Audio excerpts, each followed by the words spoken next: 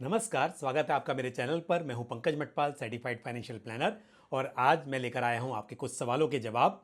तो शुरू करते हैं इस सवाल जवाब के सिलसिले को। तो लेते हैं पहला सवाल जो पूछा है देवेंद्र भावसार जी ने। और देवेंद्र जी कहते हैं कि वो मुझे फॉलो करते हैं और उन्हें मुझसे बहुत कुछ सीखने को मिला है। सो थैंक यू देवेंद्र जी, मेरी तारीफ करने के लिए। इसी तरह से आप मुझसे सवाल पूछिए, और कोई भी आपकी अगर सलाह हो, ओपिनियन हो, तो आप ज़रूर पोस्ट करते रहिए। और आपने अपने बारे में बताया है कि आप मुंबई के पास वसई में रहते हैं और 33 ईयर्स की आपकी एज है। आप रिक्शा चलाते हैं। तो मैं बहुत आपकी तारीफ़ करूंगा कि आप अपने फाइनेंशियल गोल्स को लेकर बहुत सिंसियर हैं। और आपने जैसा कहा है कि 2018 में आपने 7,000 रुपये महीने की एसआईपी से शुरुआत की थी, और अब आप 25,000 रुपया महीना एसआईपी के थ्रू इन्वेस्ट कर रहे हैं म्यूचुअल फंड्स में, और 6 लाख का आपने पोर्टफोलियो बना लिया है ऑलरेडी। और आपके जो फाइनेंशियल गोल हैं, आप 1.5 करोड़ रुपया जुटाना चाहते हैं 2032 से 35 तक।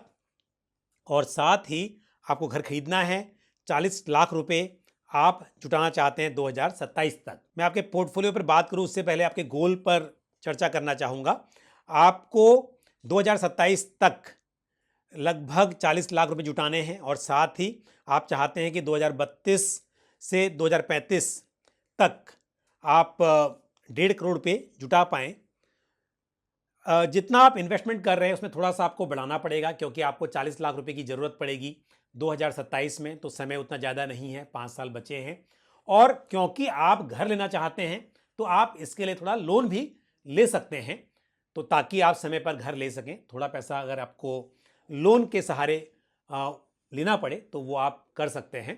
लेकिन यदि आप अपने इन्वेस्टमेंट राशि को समय के साथ बढ़ाते रहेंगे तो डेफिनेटली आप अपने फाइनेंशियल गोल्स को अचीव कर पाएंगे। साथ ही जहां तक स्कीम्स का सवाल है, आपने 2 लार्ज कैप फंड्स में इन्वेस्ट किया हुआ है। एक Nippon India large cap fund और दूसरा है Canara Robeco blue chip fund. दोनों ही लार्ज कैप फंड्स अच्छे हैं, लेकिन आपने साथ में निपॉन स्मॉल कैप फंड में भी किया हुआ है। तो ठीक है, लार्ज कैप में ज़्यादा है, स्मॉल कैप में कम है। पराग पारिक फ्लेक्सी कैप फंड है, उसका भी इन्वेस्टमेंट जो है large cap and mid cap में है। साथ ही इस स्कीम का एक्सपोजर इंटरनेशनल स्टॉक्स में भी है। आपका एक मिड कैप फंड यहाँ पर मिसिंग है, लेकिन जिन स्कीम्स में आप निवेश कर रहे हैं उनके सहारे थोड़ा इन्वेस्टमेंट आपका मिड कैप में भी हो रहा है। लेकिन मैं आपको सलाह दूंगा कि मिड कैप में थोड़ा सा एक्सपोजर बढ़ाया जा सकता है। तो आदित्य बिरला सन लाइफ प्योर वैल्यू फंड, जिसमें आप 2,000 रुपये महीने की एसआईपी कर रहे हैं, उसे आप कैंसिल कर दें। हालांकि आदित्य बिरला सन लाइफ प्योर वैल्यू फंड एक वैल्यू ओरिएंटेड फंड है, लेकिन इस स्कीम की परफॉर्मेंस काफ़ी समय से खराब चल रही है। और मेरी सलाह ये होगी कि आप यहाँ से एग्जिट करें, अपनी एसआईपी यहाँ पर रोक दें, और उसके बजाय आप अपने पोर्टफोलियो में एक मिड कैप फंड को शामिल कर लें। क्वांट मिड कैप फंड या PGIM India mid cap fund में निवेश किया जा सकता है। तो जैसा मैंने कहा कि स्कीम में थोड़ा सा बदलाव, और साथ ही आपको अपने निवेश की राशि को समय समय पर बढ़ाना होगा। तो पहले से भी आप इसी तरह से अपनी एसआईपी अमाउंट को बढ़ा रहे हैं। 2018 में आपने 7,000 पर मंथ की एसआईपी से शुरुआत की थी, और अब आप 25,000 रुपीज़ पर मंथ की एसआईपी कर रहे हैं। तो इसी तरह से समय के साथ इसे बढ़ाते जाइए। मुझे पूरी उम्मीद है कि आप अपने गोल्स को अचीव कर पाएंगे। All the best to you. और बढ़ते हैं आगे, लेते हैं अगला सवाल जो पूछा है श्री स्वामी समर जी ने। स्वामी समर जी का कहना यह है कि वो अपनी सैलरी में से 10 से 15,000 रुपया हर महीना बचा पाते हैं, और वो इसे 20 साल के लिए इन्वेस्ट करना चाहते हैं। आरडी में रिटर्न्स कम मिलते हैं, इसके लिए वो चाहते हैं कि कहीं ऐसी जगह इन्वेस्ट करें जहां पर रिटर्न्स बेहतर मिल सके। तो मेरी सलाह ये होगी कि यदि आपका लक्ष्य बहुत लंबा है, 20 साल के लिए आप निवेश करना चाहते हैं, तो आप बेशक इक्विटी ओरिएंटेड म्यूचुअल फंड्स में इन्वेस्ट कर सकते हैं। और यहां पर मैं आपको सलाह दूंगा कि आप large cap, mid cap, small cap सभी तरह के मार्केट कैप वाले म्यूचुअल फंड्स में इन्वेस्ट करें। और लार्ज कैप में आप Canara Robeco blue chip equity fund या ICICI Prudential equity blue chip fund, इनमें से किसी एक स्कीम में कर सकते हैं। और मिड कैप कैटेगरी में आप क्वांट मिड कैप फंड या PGIM India mid cap fund consider कर सकते हैं। स्मॉल कैप में Nippon India small cap fund या Canara Robeco small cap fund में निवेश किया जा सकता है। तो मेरी राय में आप 3 फंड से शुरुआत कीजिए और समय समय पर अपनी इन्वेस्टमेंट अमाउंट को बढ़ाते रहिए ताकि आप भविष्य में अच्छा वेल्थ क्रिएट कर सकें। और अब लेते हैं अगला सवाल जो पूछा है मुदित सिंघल ने।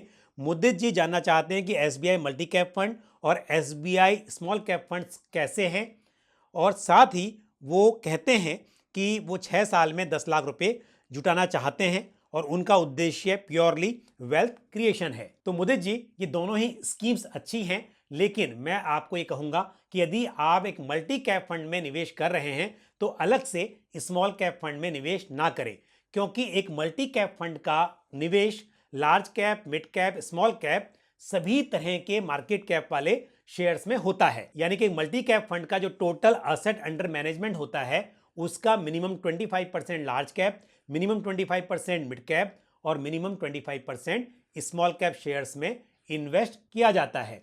तो इस हिसाब से मैं कहूँगा कि अलग से स्मॉल कैप फंड लेने की आपको ज़रूरत नहीं है, लेकिन आप चाहें तो साथ में एक फ्लेक्सी कैप फंड अपने पोर्टफोलियो में शामिल कर सकते हैं। इससे यह होगा कि आप जो मल्टी कैप में इन्वेस्ट कर रहे हैं वो आपका mid cap, large cap, small cap सभी तरह के स्टॉक्स में इन्वेस्टेड रहेगा, लेकिन फ्लेक्सी कैप फंड में फंड मैनेजर समय समय पर सिचुएशन के आधार पर किसी पर्टिकुलर मार्केट कैप वाले स्टॉक्स में इन्वेस्टमेंट एक्सपोजर बढ़ा भी सकते हैं और शायद उसका फायदा आपको मिल सके। तो मैं ये कहूँगा कि मल्टी कैप के साथ आप एक फ्लेक्सी कैप फंड को इंक्लूड करें, स्मॉल कैप को अवॉइड करें। और जैसा कि आपने कहा है कि आप 6 साल में 10 लाख रुपए जुटाना चाहते हैं, तो आपको लगभग 10,000 पर मंथ की SIP शुरू करनी चाहिए। और अब लेते हैं आज का आखिरी सवाल जो पूछा है फणींद्र नाथ जी ने।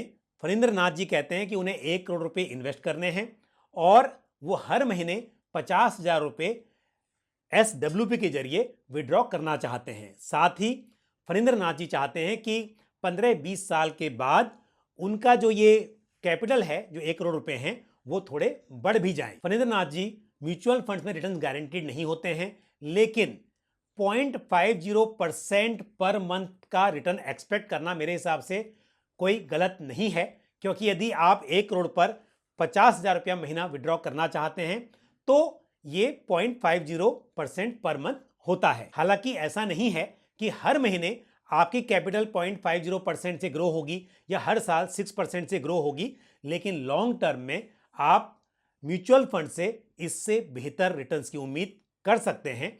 तो आप कुछ लार्ज कैप फंड्स में, कुछ बैलेंस एडवांटेज फंड में और कुछ पैसों को आप अग्रेसिव हाइब्रिड फंड में इन्वेस्ट करें और वहां से आप 50,000 पर मंथ की SWP शुरू कर सकते हैं। तो मुझे उम्मीद है कि 15-20 साल के बाद में आपके पैसे थोड़े बढ़ भी जाएंगे और जैसा कि आप चाहते हैं कि हर महीने 50,000 रुपीज आप विड्रॉ कर सकें, वो भी मेरे हिसाब से संभव हो पाएगा। तो आज के लिए बस इतना ही। इस वीडियो को लाइक करना और शेयर करना ना भूलें और साथ ही आपका कोई भी सवाल या सुझाव हो तो आप कमेंट बॉक्स में पोस्ट कर सकते हैं। अगले वीडियो में फिर आपसे मुलाकात होगी। अपना ख्याल रखिए। Thank you. जय हिंद। म्यूचुअल फंड निवेश बाजार जोखिमों के अधीन है। योजना से संबंधित सभी दस्तावेजों को ध्यान से पढ़ें।